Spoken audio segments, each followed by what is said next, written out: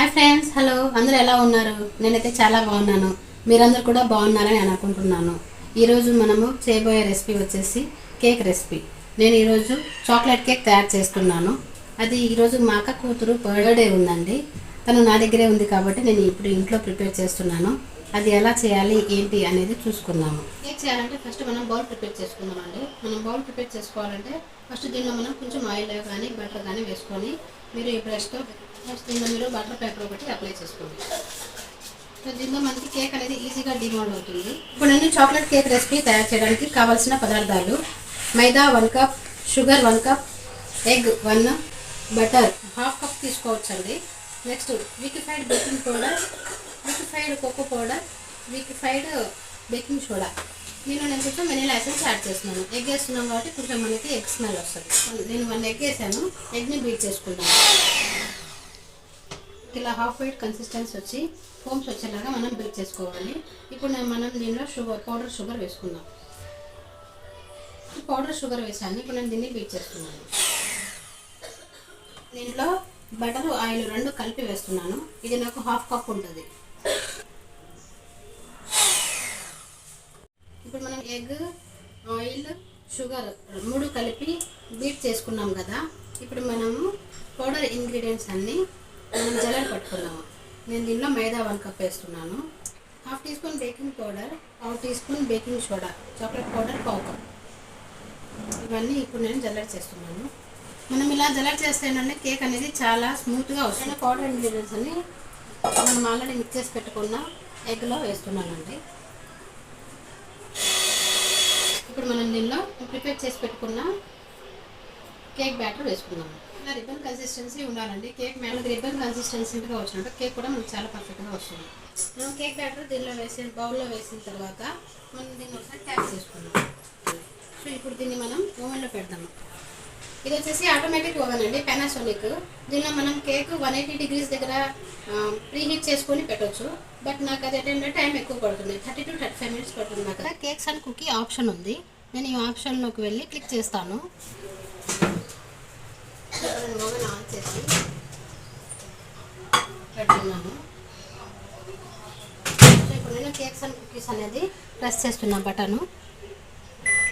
నాకు 114 నాకు ఈ 114 అనేది కేక్ ఆప్షన్. ఇది 6 మినిట్స్ టైం తీసుకుంటుంది. స్టార్ట్ బటన్ స్టార్ట్ చేస్తున్నా. మనకి 6 మినిట్స్ టైం పెట్టాము. ఇప్పుడు మనకి 3, 2, 1 టైం అయితే అయిపోతుంది. మన కేక్ ఎలా వచ్చిందో ఇప్పుడు ఒకసారి చూద్దాం. ఇప్పుడు నేను దీన్ని లోపల నుంచి బయటకు తీస్తున్నానండి. ఇప్పుడు ఇదైతే మనకి అయిపోయింది. చాలా స్పాంజీగా వచ్చింది. బట్ ఇది మనం కూల్ అయిన తర్వాత దీన్ని డిమోల్డ్ చేద్దాం. ఒక 5-10 మినిట్స్ దీన్ని పక్కకు పెట్టేద్దాం. మనం డిమోల్డ్ చేద్దాము. ఫస్ట్ చాకుతో ఇలా చేసుకోవాలండి. నేను రివర్స్ చేద్దామండి. కేక్ అయితే చాలా ఈజీగా వచ్చేసింది. మన కేక్ చాలా స్పాంజీగా ఉంది కదా, చూసారు కదా. ఓకే, ఇప్పుడు మనం కేక్ కట్ చేసుకోవాలి. ఫస్ట్ మనం మార్క్స్ తీసుకోవాలి. ఇక్కడ ఒకటి, ఇక్కడ ఒకటి నేను చేసుకున్నాను.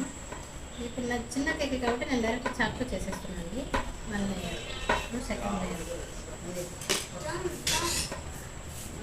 కేక్ కూడా చాలా స్మూత్గా వచ్చింది. విప్పింగ్ క్రీమ్ ఎలా ప్రిపేర్ చేసుకోవాలో చూద్దాం. ప్రజెంట్ ఇప్పుడు నా దగ్గర ఉంది Tropolite whipping cream. 1 cup 250 ml measurement తీసుకున్నానండి. నేను కేక్ చేయడానికి అంత ప్రొఫెషనల్ ఏం కాదు, పిల్లల బర్త్డేస్ అప్పుడు చేస్తుంటాను. ఇది వచ్చేసి 1 కప్ మెజర్మెంట్. ఇది 250 ml. మనకి లిక్విడ్ ఫామ్లో ఉండాలి ఇది. సో అప్పుడు మనకి బీట్ చేసుకోవడానికి చాలా పర్ఫెక్ట్గా వస్తుంది. ఈ కన్సిస్టెన్సీ సరిపోతుంది. మనం మొత్తం ఇప్పుడు నేను దీన్ని ఫ్రిడ్జ్లో పెట్టేస్తాను. ఇప్పుడు నేను దీన్ని ఫస్ట్ మనం ఇక్కడ కొంచెం క్రీమ్ అప్లై చేసుకుని లేయర్ పెట్టేస్తాను. ఇప్పుడు దీని మీద కొంచెం షుగర్ సిరప్ యాడ్ చేస్తాను.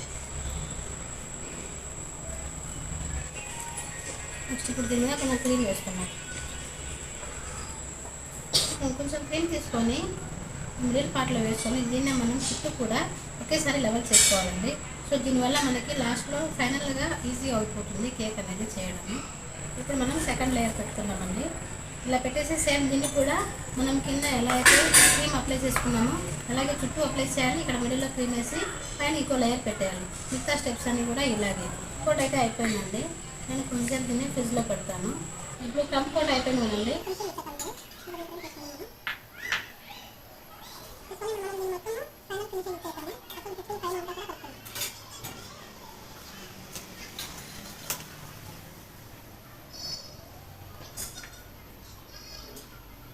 టర్న్ టేబుల్ని ఇలా తిప్పుతూ ఉండాలి. ప్యాచ్లాకి ఏమో క్రీమ్ లేకుండా చూసుకొని మొత్తం ఒక లెవెల్గా చేసుకోవాలి. ఇప్పుడు ఫైనల్గా కేక్ ప్రిపేర్ అయ్యిందండి. ఇప్పుడు మనం నేను డెకరేషన్ చేద్దాం. నేను ఇప్పుడు డ్రిప్స్ ఇస్తున్నాను హర్షీస్ సిరప్కి.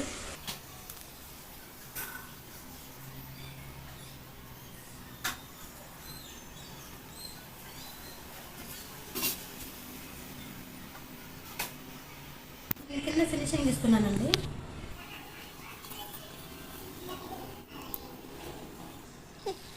ఇలా మీకు నచ్చిన సింపుల్ డిజైన్ ఏదైనా మీరు వేసుకోండి.